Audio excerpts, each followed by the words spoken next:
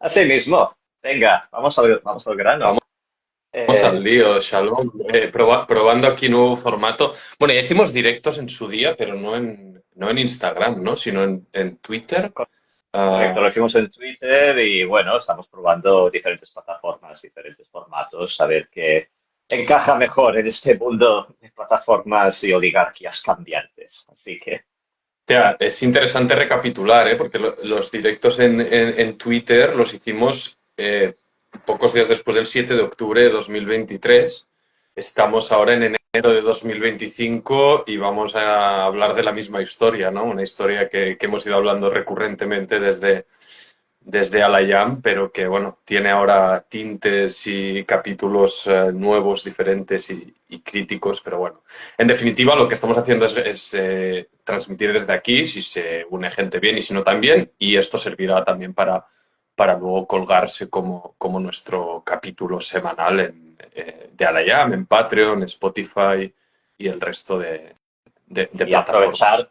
aprovechar también que tú, Ofer, ahora mismo estás en Tel Aviv. Por tanto, esta, no sé si es nuestra primera conexión Barcelona-Tel Aviv, pero vamos a aprovechar para que me cuentes a mí y también a los oyentes cómo te va, qué estás oyendo, qué estás sintiendo.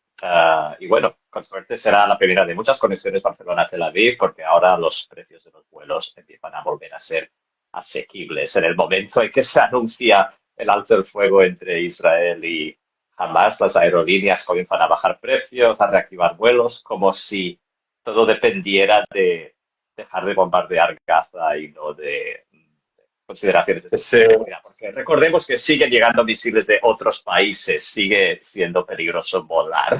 Pero en fin, estas son consideraciones aparte. Si Eh, vieras dónde estoy, es que yo transmito aquí, este es el apartamento de mis padres en Tel Aviv, y literalmente es el cuarto blindado. O sea, mi ventana tiene un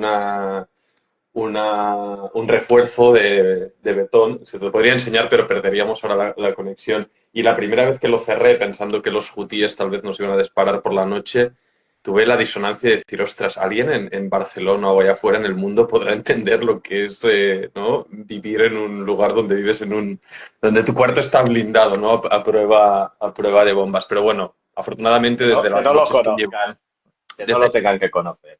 exacto, desde que llegué aquí no ha sonado ninguna alarma y lo que decías tú de los vuelos, pues yo y el resto de usuarios israelíes y gente que quiera venir aquí contentos, menos los propietarios de El Al, que ante el monopolio, El Al es la compañía aérea nacional de Israel y entonces durante todo este tiempo de guerra han tenido el monopolio de los vuelos y lo aprovecharon para subir los precios escandalosamente y también beneficiarse de ello. Por tanto, todos contentos menos el AL.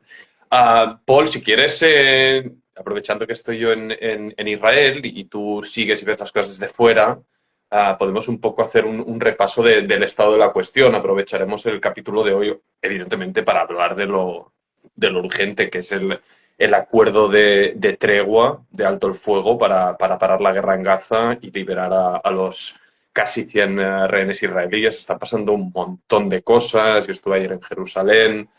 Ya nos meteremos en ello, pero si quieres, repasa un poco lo que has estado viendo, los titulares, y aprovechamos un poco para comentarlos, ¿no? Haciendo un poco Sí. de Vamos a ping-pong. empezar esto. Vamos a empezar esbozando este acuerdo de alto el fuego al cual se ha llegado, eh, no sé si decir ya por sorpresa. Creo que había muchos que se esperaban que Trump o la inminencia de la presidencia de Trump ayudaría a desactivar esta negociación de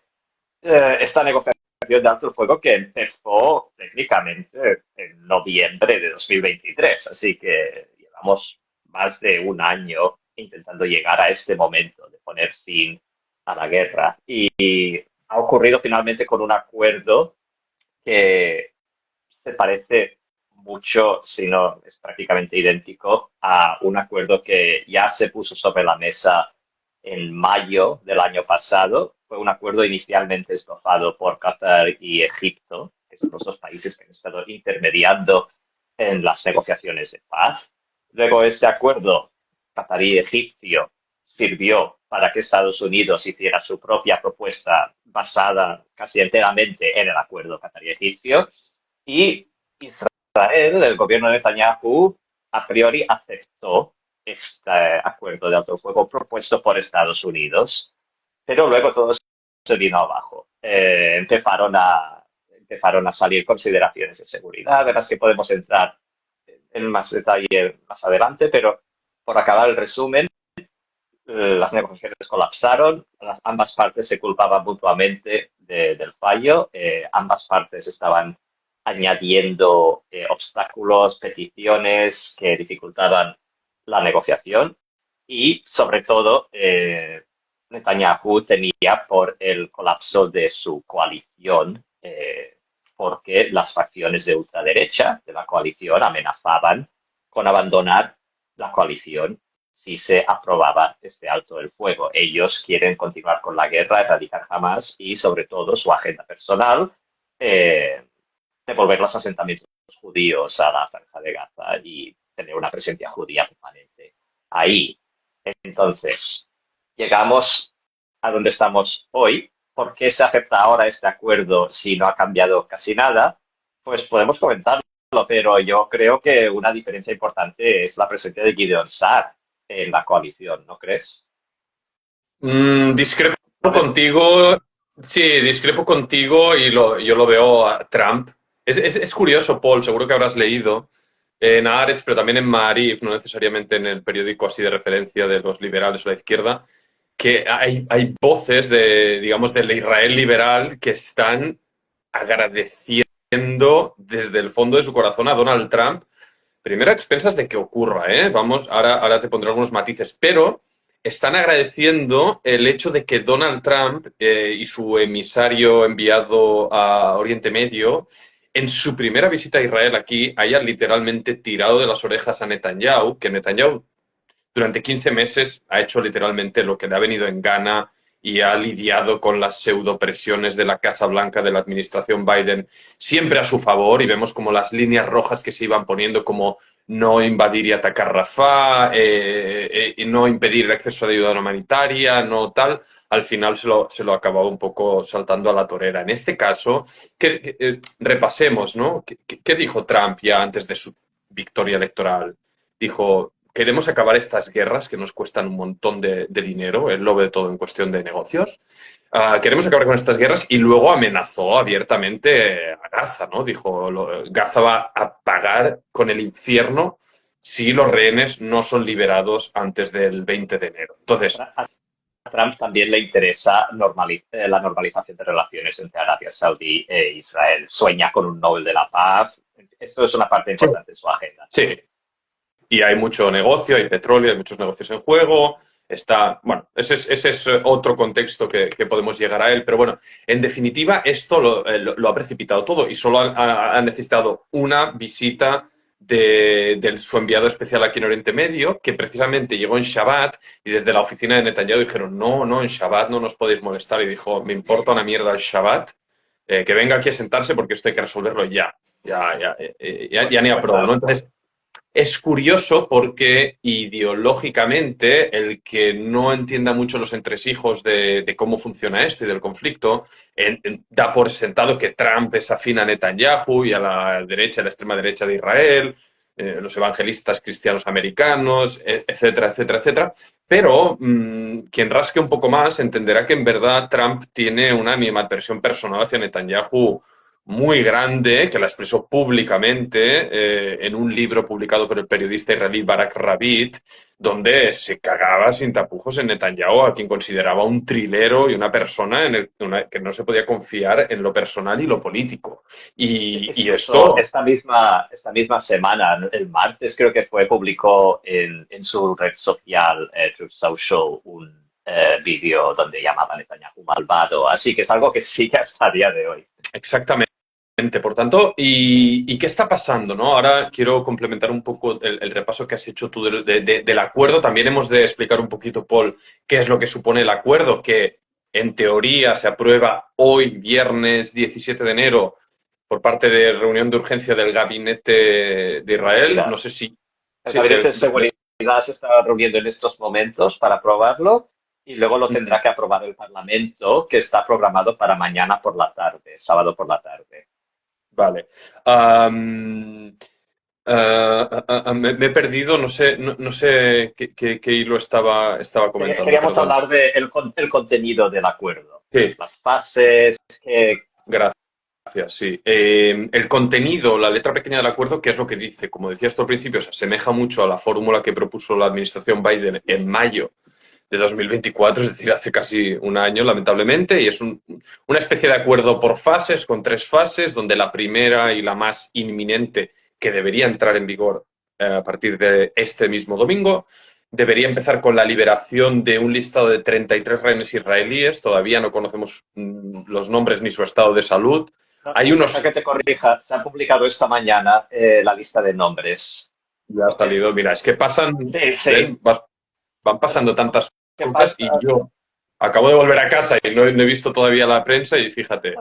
No, no, llevamos 24 horas o 48 de locura. Cada 15 minutos hay alguna novedad. No se ha publicado la lista de nombres. Lo que no se sabe es el estado de salud, como dices, o quiénes están vivos. La inteligencia israelí cree que la mayoría de esta lista están vivos, pero no han especificado. Solo puedo decir así a nivel de nombres que puedan sonar. La lista incluye las chicas soldado, como Leonard Bag y tal, que siguen secuestradas, y también los tres niños vivas. Entonces, estamos hablando de una lista que es una tercera parte son mujeres, una tercera parte son hombres mayores y luego otros perfiles. Y bueno, los niños, que es lo más importante. Bueno, pues esto debería empezar a ocurrir teóricamente a partir de este domingo. No sé si hablan que primero liberarían a tres y paulatinamente en los siguientes días poco a poco irán liberando. Aquí se espera obviamente también el juego de terror psicológico de Hamas y que cualquier detalle o piedra en el camino pueda hacer tambalearlo todo. Hay un nerviosismo terrible, Paul. Yo vengo de la plaza de los rehenes, Kikara Hatufim aquí en Tel Aviv, estaban dando un discurso los familiares. El, el, si la agonía que llevan viviendo este año y pico es terrible, lo que se vive estos días de verdad no tiene nombre. Hay muchísima expectación, entonces esta primera fase que decíamos debería incluir la liberación de 33 rehenes, entre comillas, humanitarios, que son mujeres, ancianos, niños y enfermos, aunque yo me pregunto qué es humanitario tras más de 460 días de secuestro. Yo creo que todo rehén debe ser urgentemente liberado, pero bueno.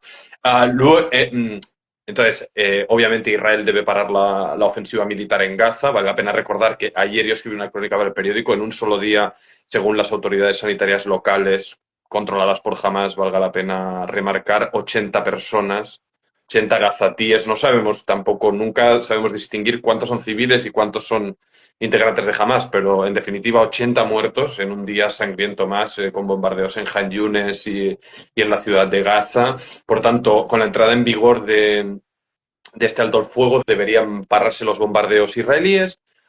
Si se cumple la primera fase de 15 días, a partir del día 16 debería ya negociarse el final definitivo de la guerra, que acarrearía en grandes líneas la liberación total de los 98 rehenes que quedan en Gaza, una retirada militar israelí prácticamente total de Gaza, donde solo quedaría presencia militar en un perímetro en la frontera y tal vez en este famoso corredor de Filadelfia, que es la frontera entre la Franja de Gaza y Egipto, y por donde debajo de esta frontera, por los túneles subterráneos, jamás se ha armado durante todos estos años.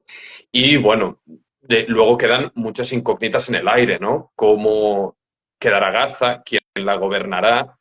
Y esto es... Una cosa que a mí me... Acaba, acaba.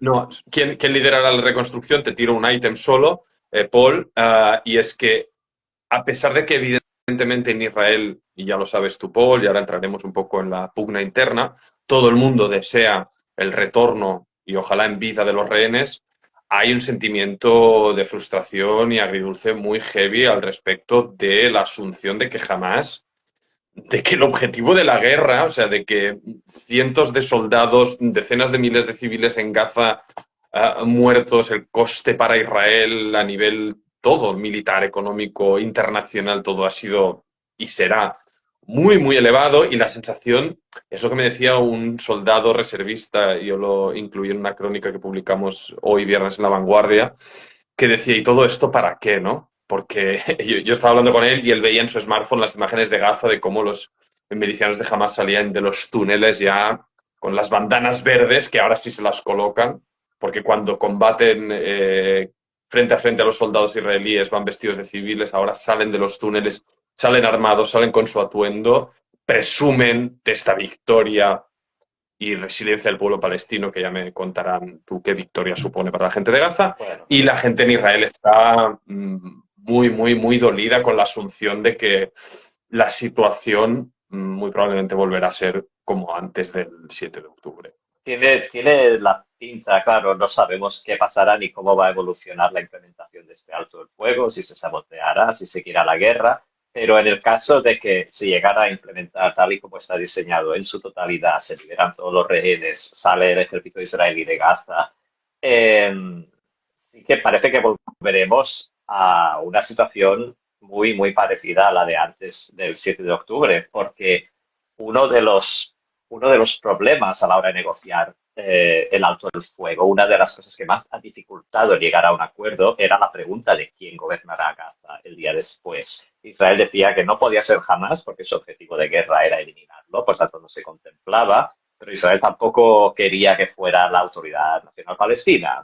Imaginamos que para, bueno, ellos dicen que no se fían, pero imaginamos también para evitar un gobierno palestino unido entre Gaza y Cisjordania, consideraciones políticas de este tipo. Pero ahora nos encontramos en una situación en que, como decías en la introducción, por presión de Trump, que quiere ya acabar esta guerra y tirar adelante, Israel se está viendo, podríamos decir, obligada a acabar la guerra con Hamas todavía siendo la única figura de poder en Gaza. Bueno, Entonces, eso es problemático de cara a la reconstrucción de Gaza, porque en los distintos acuerdos, en las distintas negociaciones, las distintas ideas que se han ido lanzando a lo largo del último año, ninguna contemplaba que jamás formara parte de la reconstrucción de Gaza. Se hablaba de como de cuerpos internacionales de diferentes países árabes, fuerzas supervisorias internacionales o algún gobierno dentro de la autoridad palestina. Se han hablado de mil opciones, pero la reconstrucción de Gaza, si tiene que ocurrir siendo jamás todavía el líder del pueblo palestino en Gaza, yo no creo que vaya a ocurrir. Creo que muchos países se van a negar a enviar materiales de construcción, a colaborar en la reconstrucción de cualquier manera, si jamás está liderando el país, porque ya hemos visto la política, la estrategia de Hamas, su manera de gestionar el conflicto. Es una forma de resistencia, de guerra perpetua y suicida, como hemos dicho, sin importarle la población local, al contrario, cuanto peor mejor. Y si sí, ellos siguen siendo los que van a gobiernan hacer, Gaza, pues es lo que va a seguir pasando. van a hacer lo que ya han estado haciendo estos meses, usurpar todas las ayudas humanitarias, agenciárselas y mercadear con ellas, evidentemente hacer prevalecer sus intereses como llevan haciendo desde que tomaron el poder tras el enfrentamiento civil con Al-Fatah en 2007, ¿no?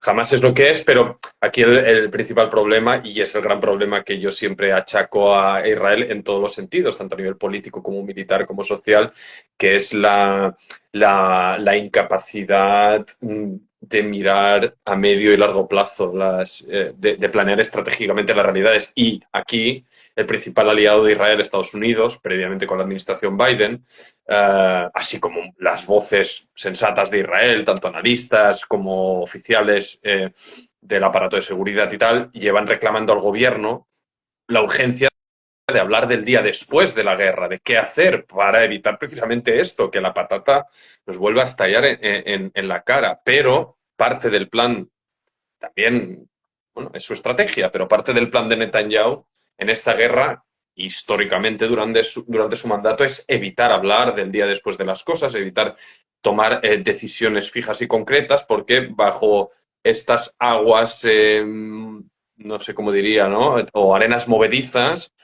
Él es donde se mueve como un pez en el agua, adaptándose a las realidades. Ahora, mientras hablamos, él está literalmente, ¿no? Balanceando las presiones que le llegan de Trump y luego de sus aliados de la extrema derecha, ¿no? Y tiene todas las cartas sobre la mesa y evidentemente le escogerá la que a él más le convenga primero políticamente, que es lo que más, lo que evidentemente más le preocupa y cómo ha actuado y seguirá actuando. Y este es parte del problema, porque quién, ostras, si, claro, cuando te decía yo este sentimiento de ¿y todo esto para qué?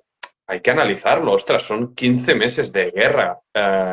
Gente que ha sido llamado a la reserva hasta en 4 ocasiones, gente que ha pasado muchos meses alejados de sus casas, de sus familias, por no hablar del coste humano y civil de la gente de Gaza, que ha sido expuesta como carne de cañón y ha muerto y siguen muriendo diariamente y están pagando un precio brutal de todo ello y al final nos vemos tristemente encallados en una situación no, igual, ni mejor, ni, bueno, diría que yo peor, ¿no? Entonces, mmm, es una, no sé, la gente tiene, o sea, es que a mí, Paul, por ejemplo, la gente tiene muy a flor de piel se está hablando, otra parte del acuerdo que no hemos comentado, perdone, que es muy importante, que es la liberación de cientos de presos palestinos, entre ellos architerroristas, gente con al cargo y El acuerdo, responsable. el acuerdo contempla la liberación de más de 1.700 prisioneros palestinos. Tengo los datos aquí apuntados, 700 de los cuales son terroristas convictos y 300 de los cuales están sirviendo cadenas perpetuas. Ahora, Claro, con cada vez que hay una negociación de este tipo, Israel acaba liberando esto, gente con sangre en sus manos, como se dice, sirviendo cadenas perpetuas. Israel es uno de los países que más cadenas perpetuas perdona del mundo, con esta buen, circunstancia rara.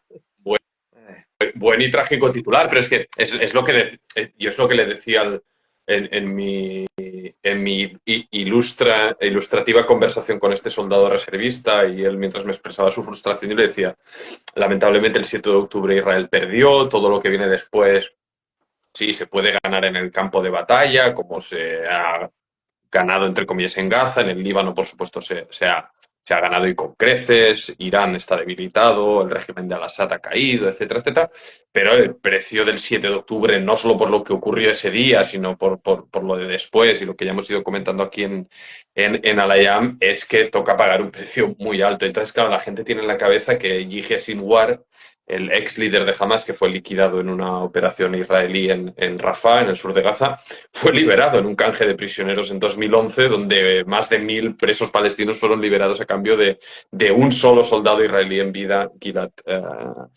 Shalit, ¿no? El famoso canje de Gilad Shalit. Entonces, esto pesa mucho aquí, o sea, la gente, o sea, hay que entender, claro, tú ahora sales a la calle aquí en Tel Aviv, yo vengo del mercado de Levinsky aquí en Florentín, de dar una vuelta por el centro, de ir por el taller, por el paseo marítimo, la vida está que arde, ¿no? La gente está en las calles, disfrutando en las terrazas, bueno, haciendo la vida, porque al final, coño, estás vivo, tienes que salir, comprar, tomarte un café, una cerveza, hablar con tus amigos, con tu gente y tal, pero a la vez hay esta realidad que lo envuelve todo, ¿no? Que lo embarra todo, que es imposible ignorar o aislarte de ella, porque te la topas literalmente en cada esquina, en cada graffiti, cada mural, es que está, de verdad, Paul, en todos sitios y además, especialmente en estas horas donde en teoría a partir de domingo deberíamos empezar a ver las imágenes que vimos en noviembre de 2023, cuando unos 80 rehenes, 80 y pico rehenes diría,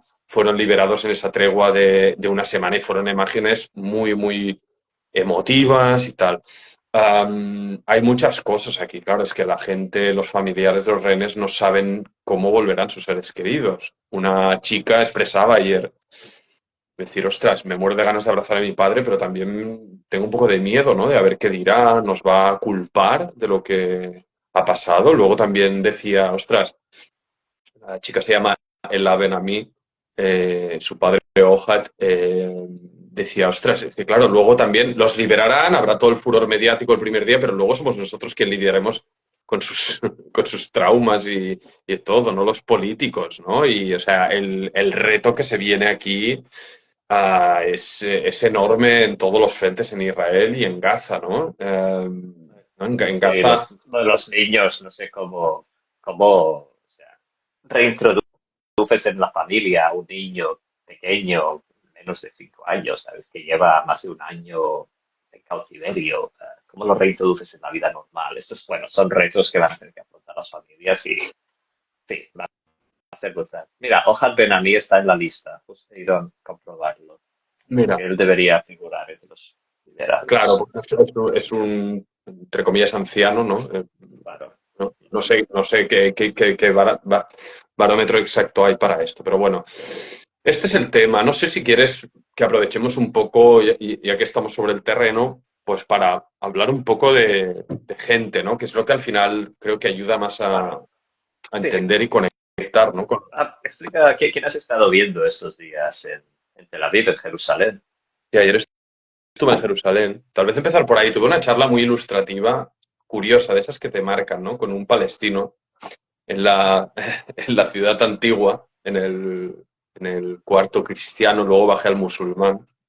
Me encanta, yo tengo como una ruta fetiche de Jerusalén es que me fascina, me la guardo para mí mismo porque tiene mucho valor, mucho valor, pero me encanta, ¿no? Me meto por la Puerta Nueva en el barrio cristiano, paso por las cafeterías, bajo por las calles sigilosas, bajo al Santo Sepulcro, acabo metiéndome por unas callejuelas, me como un hummus en un tipo que tiene un pequeño puesto con 2 mesas, un árabe espectacular, de ahí bajo la Puerta de Damasco, me tomo ahí un café árabe, bajo el Hospicio Austríaco, desde ahí, desde el rooftop veo toda la vista de Jerusalén.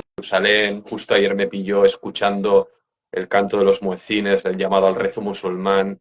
Espectacular. O sea, de verdad, el, la, el, el, el simbolismo, el aire de Jerusalén y encima visto desde las alturas, yo creo que no tiene comparación. Y solo creo que por mucho que lo describa con palabras, quien hace falta ir y verlo y sentirlo para entenderlo, ¿no? Entonces, una de las misiones que tenía, mi hermano mayor me pedía un souvenir friki de estos del ejército israelí, y digo, esto solo lo podré encontrar en un palestino de Jerusalén. Valga la pena, ¿no? Decirlo, que al final money is the money, business is business, y los merchantes de Jerusalén son todos árabes palestinos, pero te venden, obviamente, cualquier tipo de Yeah. souvenir pro-israelí o judío, lo que sea, ¿no? Entonces le voy, le pregunto, enseño la petición de mi hermano, tiene el logo ese y me imprime el jersey que quería y tal y cual. Y nos ponemos a hablar, ¿no? Y le digo, bueno, ¿y qué tal? ¿Cómo estás? Me dice, pues en la ruina. Yo era la primera persona que paraba en su tienda, no hay nadie. O sea, claro, eso es un detalle importante. No hay nadie en la ciudad. No hay locales, hay algún peregrino friki suelto por ahí, pero no hay nadie. Religiosos, vamos. ¿Pero qué quieres Sí, sí, pero es que decir? no No hay, hay nadie, no hay no hay, turistas no hay turistas, o... no hay turistas, o sea, no hay nadie. Hay locales, pero esta gente vive de los turistas. O sea, por ejemplo, hay un hostel muy famoso aquí en Florentín, donde estoy, en Tel Aviv, que está cerrado y lo han reconvertido como un apartamento compartido para jóvenes porque no hay turistas. O sea, es todo un sector muy importante de la economía israelí y palestina, de Jerusalén, Belén, Ramallah y todos estos sitios, que está en quiebra. Entonces, eran las 2 del mediodía, y era la primera persona que pasaba por ahí, obviamente me hizo un descuento y una oferta y tal, le pillé y tal, y hablamos, me dice en árabe, ¿no? Jalas, dai, en hebreo, ya basta.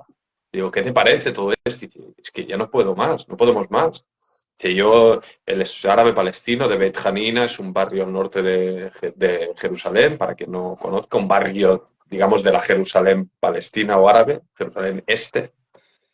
El tipo en hebreo perfecto, me reconocía que tiene un montón de amigos judíos, israelíes y que no tiene ningún problema, ¿no? Igual que lo estaba haciendo conmigo, estábamos hablando en hebreo, asumiendo que yo soy de Tel Aviv.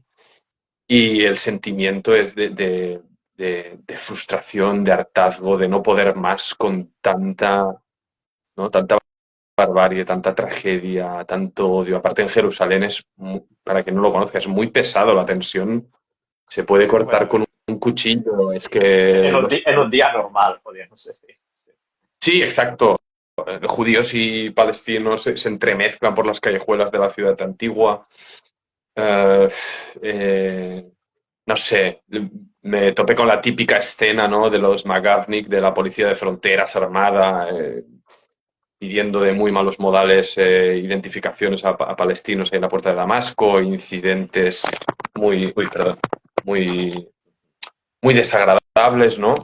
Todo esto también desde este misticismo que te digo, ¿no? Que veía desde las alturas del auspicio austríaco. Fue una conversa muy ¿Has, ilustrativa hasta que has tuve en visto, Jerusalén. Luego, has visto la policía de fronteras como más activa? Estoy pensando, claro, desde que Ben Gvir es ministro de Seguridad Interior y está como reforzando la presencia, el armamento de la policía, también la política antiárabe, o es un poco lo que, de a ver, más de lo... siempre, Esto el debería siempre en estar... Jerusalén, ¿no? Sí, lamentablemente es más de lo mismo. Sí que se ha instalado una caseta, un checkpoint permanente más, no en las graderías de la Puerta de Damasco, sino abajo, justo a la entrada.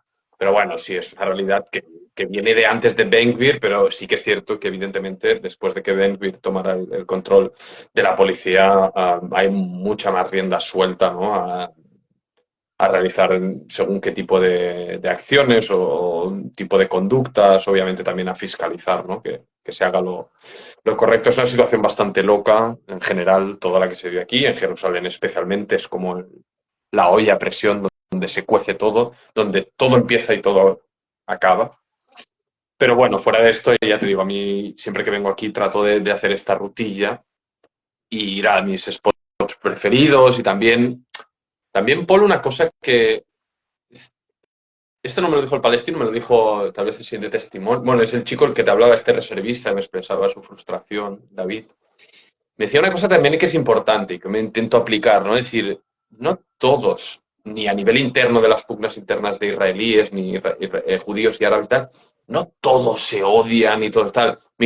Él me decía, claro, tal vez tú, que estás constantemente metido en la prensa por tu trabajo y tal y cual, estás con esta constante sensación, pero sí que me ayudó y es algo que también intento hacer, ¿no? De bajar a lo terrenal, bajar a la calle, hablar con la gente, con comerciantes, ver la gente en el Tayelet, aquí en Tel Aviv, cómo se toma un café y estar hablando, yo qué sé, de los problemas con su cuñado o de no sé qué del GAN de sus hijos, de la guardería de sus hijos, tal. O sea, que la vida, a pesar de las dificultades, continúa y que no todo el mundo está entestado en odiarse unos a otros y en matarse unos a otros. Incluso la gente que es en teoría más intransigente o más radical. En Israel, pues la gente más de derecha y en Palestina la gente más islamista o pro Hamas o no sé qué. La mayoría de gente en todos lados lo que quiere es ganarse el pan, vivir en seguridad y que todo esto acabe, porque es... Sí.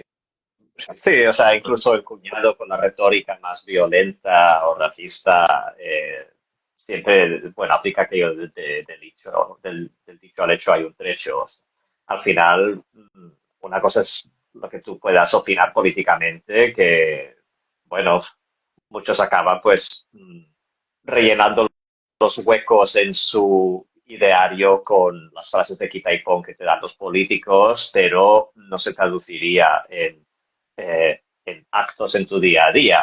Lo que quiero decir es que la mayoría de gente no es malvada. O sea, la mayoría de gente es, como dices tú, es egoísta tal vez, preocupada por su propia vida.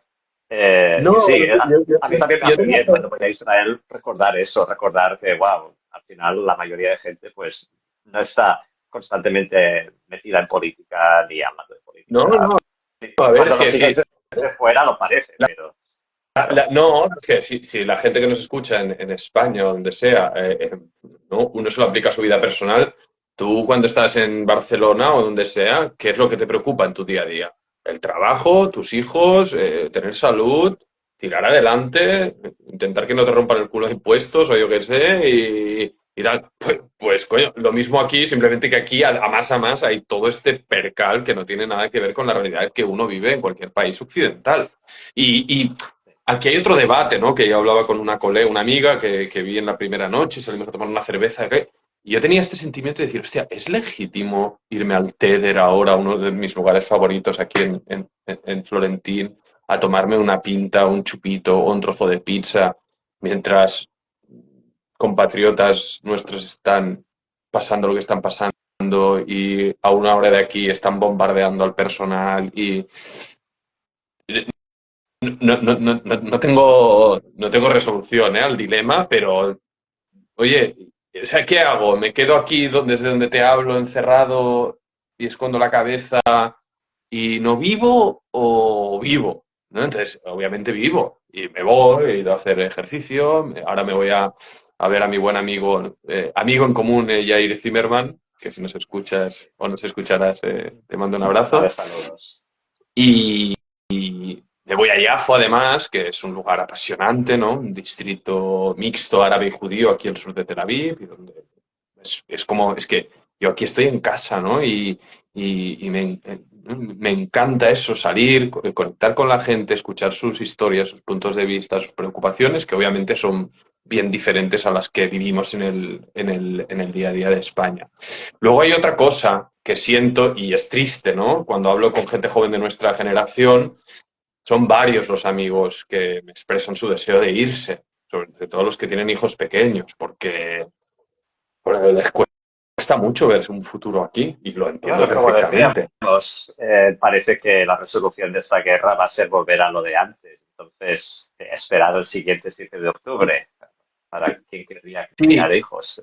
no, y ya no Esto es espada de es, Damocles. es un todo, ¿no? Es el tema del conflicto, es el tema económico, porque ahora se viene un palo. Claro, esto en España no se lo pueden entender, pero es un año y medio.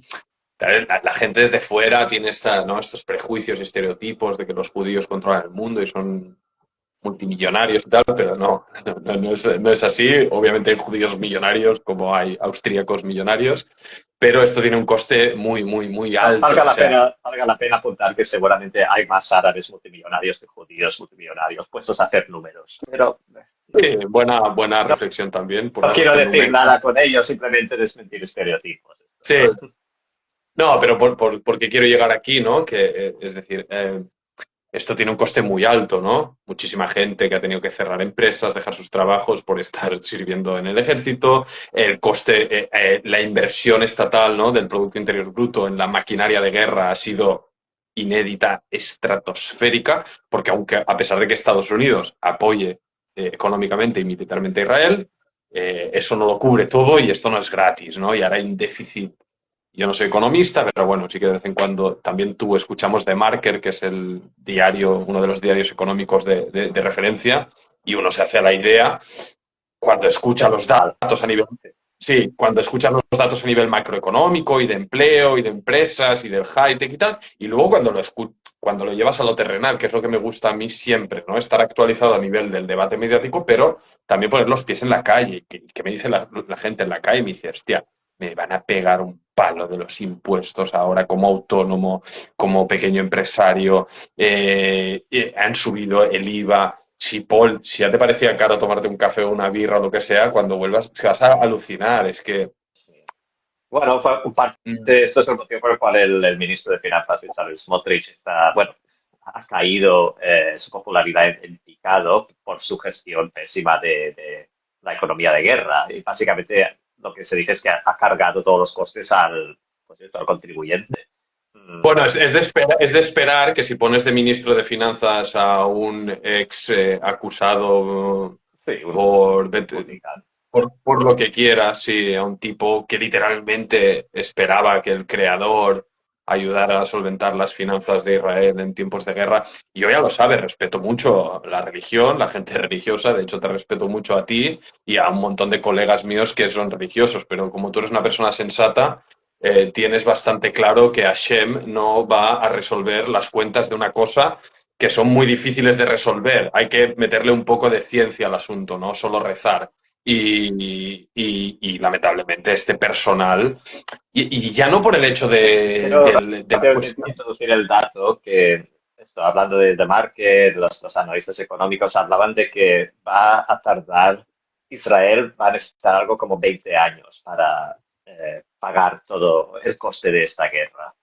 Claro, y quienes lo pagan no serán estos. tal, que me reservo los calificativos, porque estos tienen un sueldazo en la Knesset, sino es toda la gente que está aquí en el barrio, el cajero del supermercado, el conductor del autobús, la enfermera de Maccabi, la profesora, la canenet de la guardería que tiene un sueldo de mierda, los 20 años jubilados. por pagar una guerra y 20 años en los cuales estamos casi seguros, o sea, Dios no lo quiera, pero ya, ¿quién tiene dudas? Van a haber más guerras, entonces esta bola económica va a seguir creciendo, se va a hacer muy, muy difícil.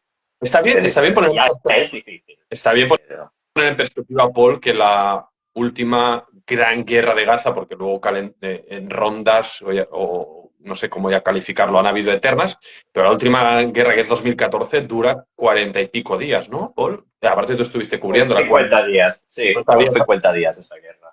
50 días. O sea, fíjate la diferencia, 50 días, un año y medio. Estamos hablando de la guerra más larga de la historia, 569 días.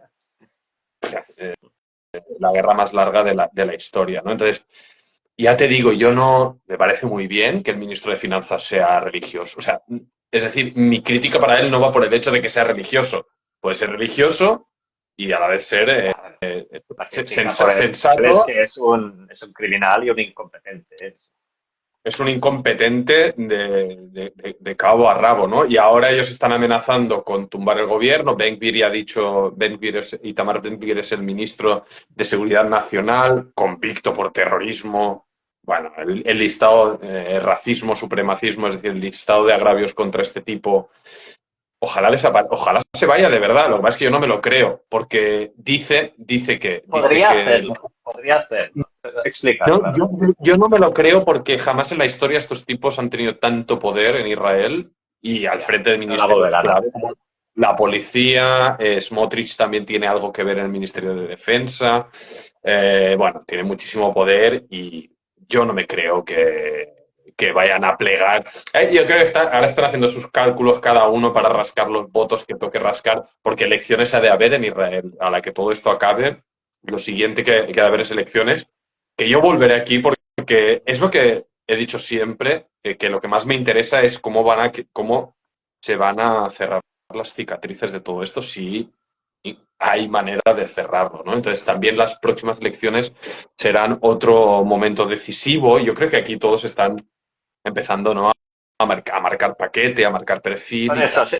Ah, si realmente se acercan elecciones con la llegada del alto al fuego, pues a mí no me parece inconcebible que Ben-Gvir saltara del gobierno en este momento. Es lo que comentaba antes. O sea, ahora, en los últimos meses, se unió Gideon Sa'ar de la oposición a la coalición gobernante y él se vino con 3 o 4 ministros adicionales. Es decir, que Netanyahu ya no depende totalmente de Ben-Gvir o de Smotrich como lo hacía en el pasado. Estos dos extremistas antes lo tenían cogido por los huevines, diciendo que si hacía cualquier cosa que no les gustaba, se iban y colapsaba el gobierno. Ahora Netanyahu tiene una red de seguridad.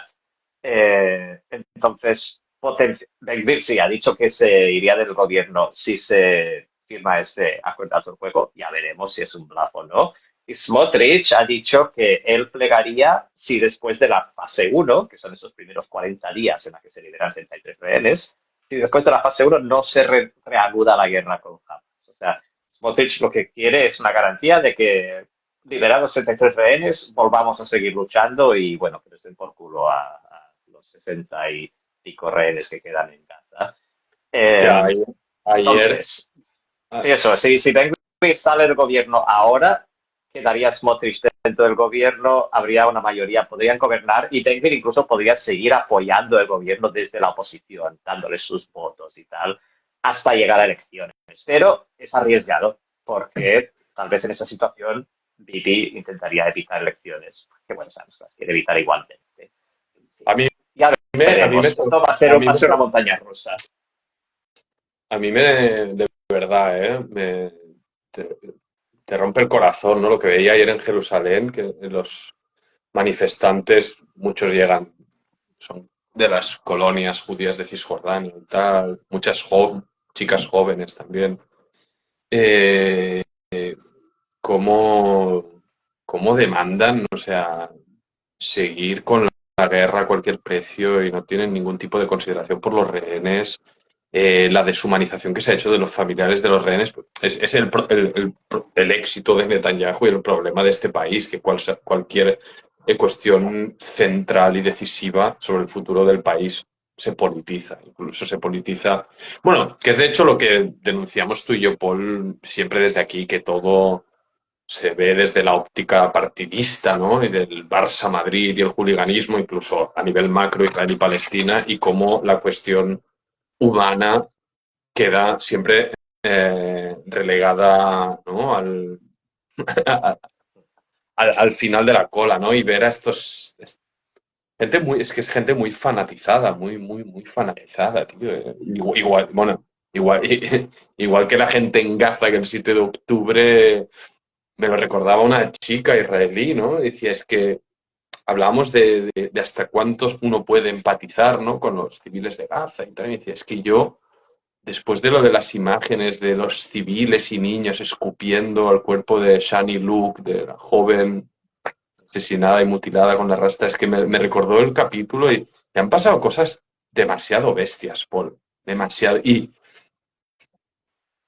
yo alabo a quienes, entre ellos nos incluyo, quien tenemos la suficiente altura de miras para, a pesar de todo el hate y toda la barbarie, para tener un poco de altura para mirar y no perder la humanidad. Y que la hay, ¿eh? Hay mucha gente aquí en Tel Aviv, en Israel, y seguro en Mira, mi primera conversa con un palestino fue en esta línea y he tenido decenas y tengo, mira, he estado hablando estos días con un contacto mío de Jericó, tengo una amiga en Gaza, o sea, estoy en contacto con gente, yo no hablo en base a mitos, intento hablar en base a conversas directas, en lo que siento de verdad que ocurre en el terreno y de verdad, evidentemente uno puede seguir con el mantra de que en Gaza son todos terroristas, hay que matarlos a todos o expulsarlos a Siria o lo que quieran, pero también me, me, me enfada un poco, ¿no? La alegría como la gente desde fuera, por ejemplo, me lo comentaba una amiga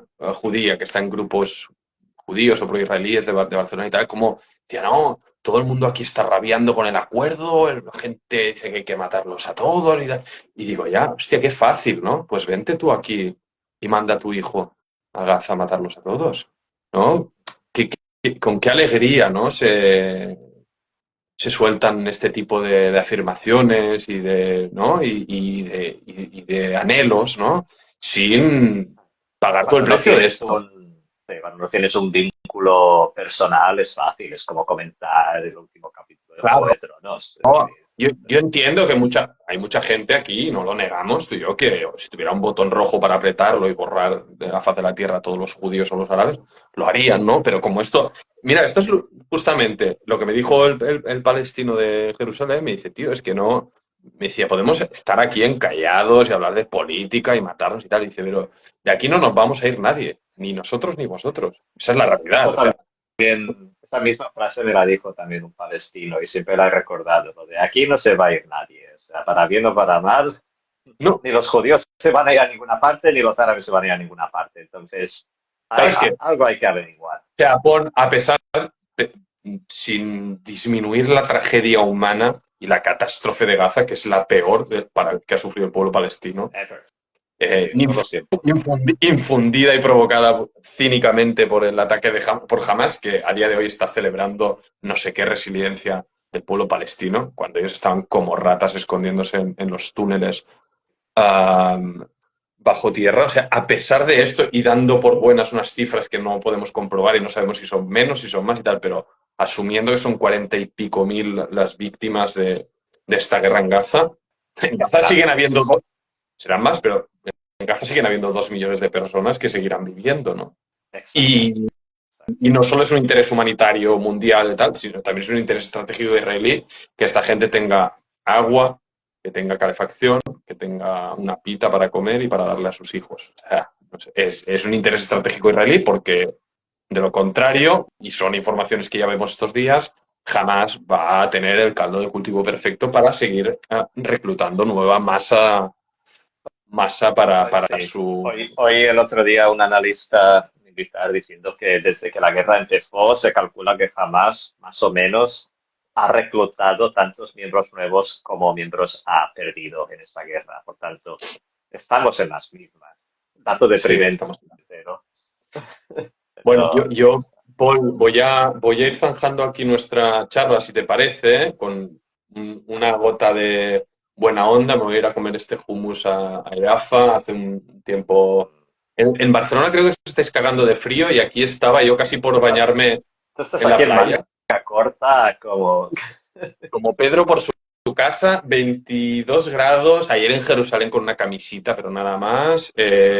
Voy a ir con mi bici eléctrica, que es mi Harley Davidson Tel Aviv y que valoro y aprecio. Y doy gracias desde aquí a mis padres que tienen este apartamentito y me guardan la bici. Y es mi bien material más preciado, diría, en el Israel de 2025 es mi bici eléctrica que me permite ahora irme a Jaffa a comerme este hummus y nada, oye, vamos, estamos muy atentos, viene un fin de semana de mucho nervio, así que nada, el próximo, si todo, en teoría yo vuelvo la semana que viene, a menos de que no haya cambios muy heavy, pero la semana que viene vuelvo a Varna, por tanto ya grabaremos en el formato normal. Y, es, ¿no? y nada, esto zanjamos aquí esta prueba piloto, nos sirve también para colgarla en nuestro perfil de Instagram, que podrás manejar ahora, y el audio lo extraemos para colgar en las plataformas habituales de Alayam. Y nada, agradecer pues, a la gente que nos escucha, nos sigue, comenta, comparte y se suscribe a nuestro Patreon, que es fundamental para poder seguir adelante con nuestra humilde tarea. Y nada, Paul, te mando un abrazo gigante, buenos deseos, Shabbat Shalom a ti y a tu familia igualmente. Shabbat Shalom, disfruta de tu hummus y eso, intenta guardar energías de cara al domingo, pase lo que pase. eso es. Chao, amigo, un abrazo, Chao. Shabbat Shalom.